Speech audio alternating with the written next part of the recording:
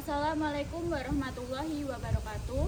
Yang terhormat Ibu Dr. Randa Luluk Fauziah MSI selaku dosen pengampu mata kuliah Manajemen Pengadaan, Program Studi Manajemen dan Administrasi Logistik, Sekolah Vokasi Universitas Diponegoro.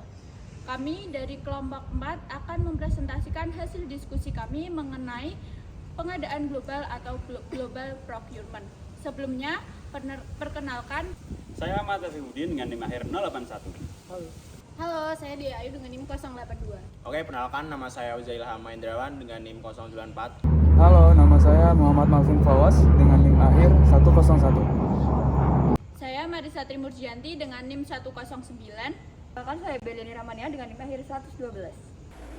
Baik, jadi yang pertama yang ingin saya jelaskan yaitu mengenai pengertian perencanaan pengadaan global atau global procurement.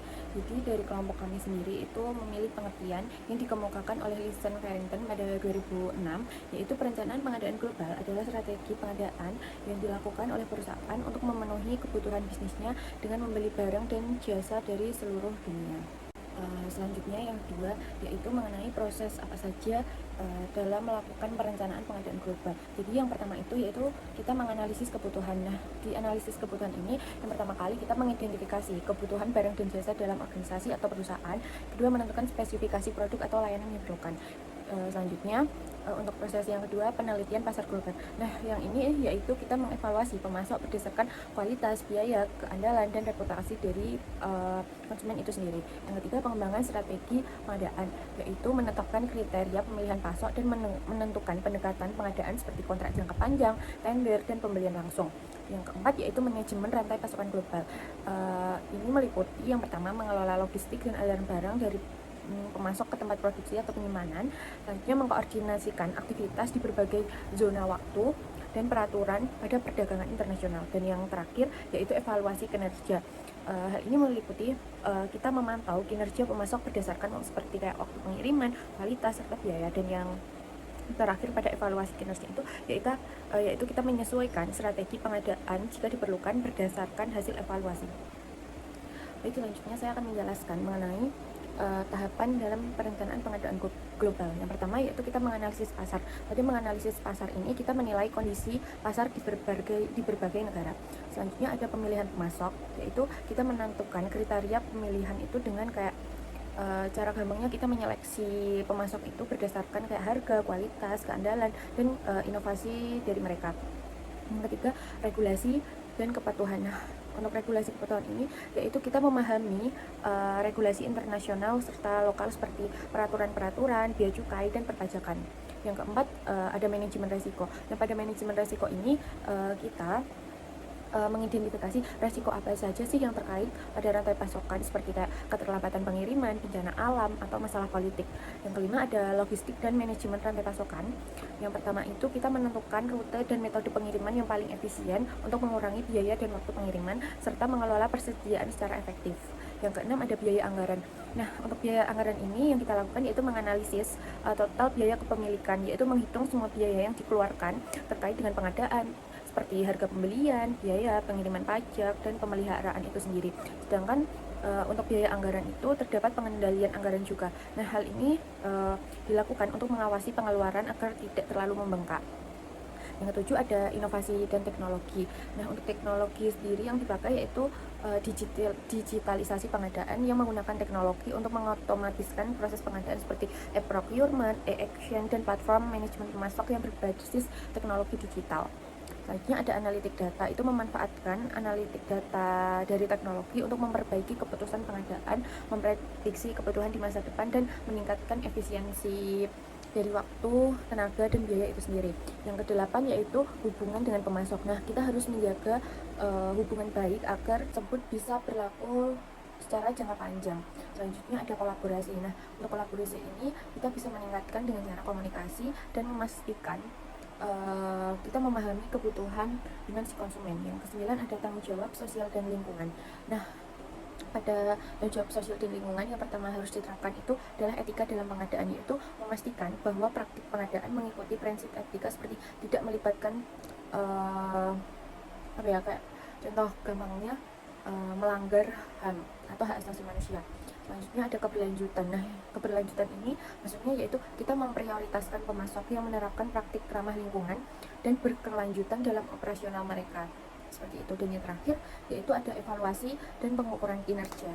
Nah, pada hal ini yang pertama ada Key Performance Indicators atau KPI. Jadi menentukan KPI ini untuk mengukur kinerja pemasok seperti ketepatan waktu pengiriman, kualitas produk, dan biaya. Dan yang kedua ada audit serta penilaian. Yang ini dilakukan secara berkala, melakukan audit dan penilaian untuk memastikan standar yang telah ditetapkan oleh perusahaan itu sendiri bahkan konsumen dari pemasok. Kemudian tuh ada faktor-faktor dalam perencanaan pengadaan global. Berikut adalah beberapa faktor utama yang dijelaskan dalam buku Purchasing dan Supply Chain. Nah, yang pertama itu ada analisis pasar dan kondisi ekonomi global, kemudian ada regulasi dan kepatuhan, kemudian yang ketiga ada keberlanjutan dan etika, kemudian ada teknologi dan inovasi. Nah, berikutnya itu ada tantangan. Tantangan sendiri adalah pengadaan global yang mengacu pada berbagai hambatan dan kesulitan yang mungkin dihadapi organisasi saat menjalankan proses pengadaan dan pemasok yang berada di berbagai negara. Nah, beberapa tantangan tersebut akan aku jelasin. Itu yang pertama tuh kompleksitas logistik, kemudian ada resiko geopolitik, kemudian yang ketiga ada keputusan terhadap regulasi, kemudian ada fluktuasi nilai tukar, kemudian yang terakhir yang kelima adalah perbedaan budaya dan komunikasi. Nah, berikutnya itu ada peluang. Peluang dalam rencana pengadaan global mengacu pada berbagai keuntungan dan manfaat yang dapat diperoleh organisasi dengan mengoptimalkan proses pengadaan dalam pengadaan global. Nah, berikut contohnya. Yang pertama itu ada akses ke pasar dan sumber daya baru. Kemudian ada diversifikasi rantai pasokan. Kemudian yang ketiga ada ekonomi skala. Yang keempat yang terakhir ada kolaborasi dan inovasi. Berikutnya strategi dalam perencanaan pengadaan global. Berikut adalah beberapa strategi kunci yang dapat diimplementasikan. Yang pertama ada kementerian strategis dengan pemasok, kemudian ada fleksibilitas dan adaptasi, kemudian ada penggunaan teknologi, kemudian yang keempat ada kepatuhan terhadap regulasi internasional, kelima yaitu pengembangan kompetisi tim pengadaan, kemudian yang keenam ada fokus pada keberlanjutan dan tanggung jawab sosial, kemudian yang ketujuh ada kolaborasi dan inovasi, kemudian yang ke-8 adalah manajemen risiko yang proaktif, kemudian yang terakhir yang ke-9 adalah optimasi logistik dan manajemen rantai pasokan. Selanjutnya ada manajemen kontrak internasional. Berdasarkan pasal 13-13 KUHP Perdata, kontrak dapat diartikan sebagai suatu perbuatan di mana satu orang atau lebih mengikatkan diri terhadap satu orang lainnya atau lebih. Dalam hal ini, perikatan yang muncul dalam perjanjian atau kontrak berarti pihak-pihak yang secara terlibat sengaja dan sepakat mengikatkan diri dalam sebuah perikatan yang menciptakan hak dan kewajiban yang harusnya dipenuhi. Dengan demikian, manajemen kontrak internasional dapat diartikan sebagai proses pengelolaan semua aspek terkait kesepakatan antara dua pihak dari negara yang berbeda. Kontrak internasional adalah suatu kontrak yang di dalamnya ada terdapat unsur asing. Unsur asing dalam hal ini adalah adanya keterkaitan sistem dari hukum salah satu pihak yang terlibat dalam kegiatan kontrak tersebut, sebagaimana pilihan hukum yang disepakati di antara keduanya. Secara teoritis, unsur asing itu dapat menjadi indikator suatu kontrak. Yang pertama itu ada kebangsaan yang berbeda, yang kedua itu domisili hukum berbeda dari para pihak. 3. Hukum yang dipilih adalah hukum asing, termasuk aturan-aturan dan prinsip-prinsip kontrak internasional terhadap kontrak tersebut. 4. Penyelesaian sengketa kontrak dilangsungkan di luar negeri. 5. Penandatanganan kontrak dilakukan di luar negeri. 6. Objek kontrak berada di luar negeri. 7. Bahasa yang digunakan dalam kontrak adalah bahasa asing. Dan yang terakhir ada digunakannya mata uang asing untuk kontrak tersebut. Selanjutnya yaitu prinsip-prinsip kontrak internasional dalam unit trade. Unidroid berkedudukan di kota Roma, Italia, yang memiliki tujuan utama pembentukannya adalah melakukan kajian untuk mengharmonisasi dan mengkoordinasikan hukum privat. Indonesia mengesahkan Statuta Unidroid dengan Peraturan Presiden Nomor 59 Tahun 2008 tentang pengesahan Statute of the International Institute for the Unification of Private Law pada tanggal 2 September tahun 2008. Terdapat beberapa prinsip hukum kontrak yang dipakai dalam Unidroid, antara lain yang pertama yaitu prinsip kebebasan berkontrak atau freedom of contract adalah kebebasan seluas-luasnya yang diberikan kepada masyarakat untuk mengadakan kontrak tentang apa saja asalkan tidak bertentangan dengan hukum, moral, atau ketertiban umum.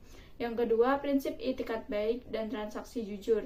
Itikat baik adalah prinsip yang mencerminkan warna hukum Eropa dari Unidroid. Tujuan utama prinsip ini adalah tercapainya suatu keadaan yang adil dalam transaksi-transaksi dagang internasional. Yang ketiga, prinsip pengakuan hukum terhadap kebiasaan dagang. Pengakuan terhadap praktek kebiasaan ini didasarkan pada pertimbangan bahwa kebiasaan dagang bukan saja secara fakta mengikat, tetapi juga karena ia berkembang dari waktu ke waktu. Yang keempat, prinsip force majeure. Prinsip force majeure atau keadaan memaksa adalah suatu konsep penting dalam hukum kontrak.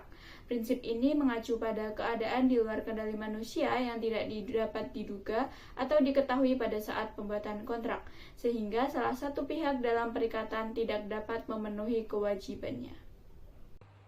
Selanjutnya ada penerapan prinsip di negara kita, yaitu negara Indonesia. Yang pertama itu penerapan prinsip konsensualisme. Baik Unidroid maupun hukum Indonesia itu menekankan pentingnya kesepakatan para pihak untuk membentuk suatu kontrak. Keduanya itu mengakui bahwa kontrak dapat sah tanpa bentuk tertulis, meskipun formalitas tertulis dapat berguna sebagai bukti jika terjadinya sengketa. Yang kedua ada prinsip kebebasan berkontrak. Kedua sistem ini memberikan kebebasan kepada pihak-pihak untuk menentukan isi dan bentuk kontraknya. Nah, kebebasan ini itu berlandaskan pada kehendak dan pernyataan pihak-pihak yang terlibat. Yang ketiga itu ada itikat baik. Prinsip ini penting untuk memastikan keadilan dan kepercayaan dalam transaksi. Semua pihak diharapkan berperilaku dengan itikat baik sepanjang prosesnya kontrak, mulai dari negosiasi hingga nantinya kontrak tersebut akan dilaksanakan. Yang terakhir ada prinsip kepastian hukum. Nah, kontrak di sini harus disepakati, harus mengikat seperti undang-undang yang tidak bisa diubah tanpa persetujuan dari semua pihak. Ini memberikan perlindungan terhadap itikat buruk dan memastikan kepastian hukum dari kontrak tersebut. Pembahasan selanjutnya, saya akan membahas salah satu komponen penting dalam perdagangan internasional, yaitu Incoterms. Incoterms ini sangat krusial dalam membantu kelancaran transaksi lintas negara. Jadi, apa itu Incoterms? Incoterms atau International Commercial Terms adalah aturan internasional yang disusun oleh Kamar Dagang Internasional. Fungsinya untuk memberikan standar yang jelas dan seragam dalam pembagian tanggung jawab, biaya, dan risiko pengiriman antara penjual dan pembeli. Dengan adanya Incoterms, diharapkan transaksi antar negara bisa lebih efisien dan risiko perselisihan bisa ditekan seminimal mungkin. Incoterms ini terdiri dari berbagai jenis, dimulai dari Ex-Works atau EXW. Di sini, penjual hanya bertanggung jawab sampai barang tersedia di tempat yang sudah disepakati. Setelah itu, seluruh tanggung jawab ada di tangan pembeli, termasuk pengangkutan dan bea cukai. Kemudian ada FCA atau Free Carrier, di mana penjual bertanggung jawab sampai barang diserahkan ke pembawa pertama, misalkan pengangkut atau perusahaan logistik. Setelah itu, risiko beralih ke pembeli. Selanjutnya ada FAS atau Free Alongside Ship, di mana penjual bertanggung jawab sampai barang diletakkan di samping kapal di pelabuhan yang disepakati. Di titik ini, risiko berpindah ke pembeli. Berikutnya yaitu ada FOB atau Free On Board. Bedanya dengan FAS, di sini penjual bertanggung jawab hingga barang sudah ada di atas kapal dan siap berlayar. Risiko berpindah ke pembeli setelah itu. Jenis berikutnya itu ada CFR atau Cost and Freight. Penjual bertanggung jawab atas biaya pengangkutan sampai ke pelabuhan tujuan, tapi risiko tetap beralih ke pembeli saat barang ada di kapal. Dan yang terakhir, yaitu ada CIF atau Cost, Insurance, and Freight. Sama seperti CFR, penjual menanggung biaya sampai pelabuhan tujuan, tapi yang membedakan adalah penjual juga harus menanggung asuransi barang selama di perjalanan. Oke, untuk jenis Incoterm selanjutnya akan dijelaskan oleh rekan saya yaitu Berli. CPT atau Carriage Pay to. Nah, CPT ini bertujuan dengan memberi nama tempat, jadi bukan tempat pengiriman. Nah, untuk pergeseran resiko dan biaya pembeli ini di tempat yang berbeda. Kemudian untuk pengiriman dan pengalihan resiko, ini ketika penjual menyerahkan barang kepada pengangkut, tetapi penjual membayar biaya transportasi tanpa menanggung segala resiko. Selanjutnya itu ada CIP atau Carriage Insurance Pay to.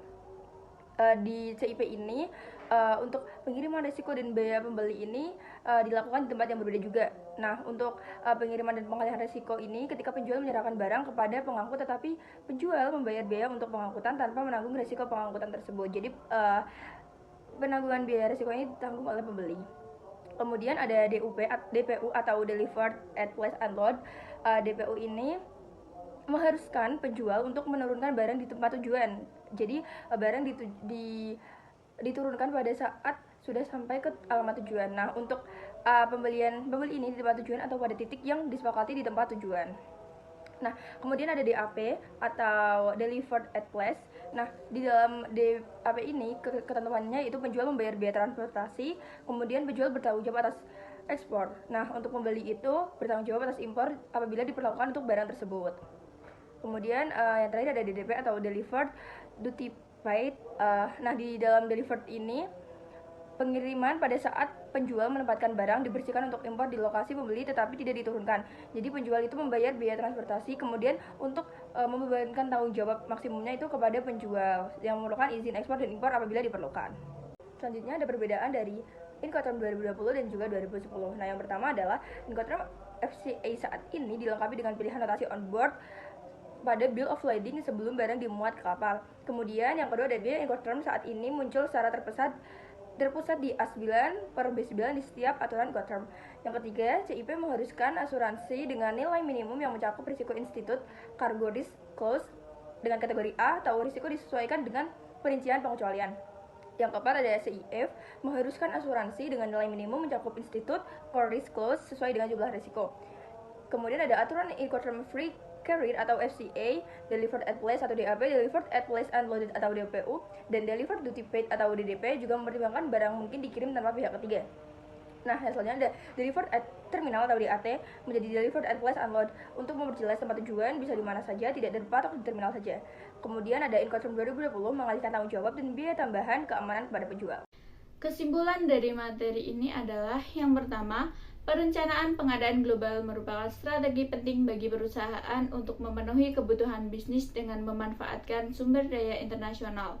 Yang kedua, manajemen kontrak internasional menekankan pentingnya pengelolaan kesepakatan antara pihak-pihak yang berasal dari negara berbeda dengan mengacu pada prinsip-prinsip hukum internasional.